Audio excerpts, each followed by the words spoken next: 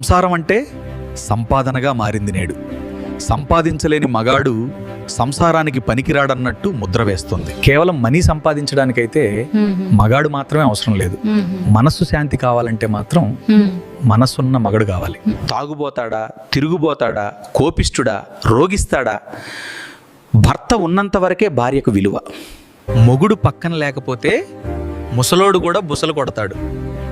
అదే నిజం. ఈ సమాజం డబ్బు చూసి గౌరవం ఇస్తుంది, మనసు చూసి కాదు.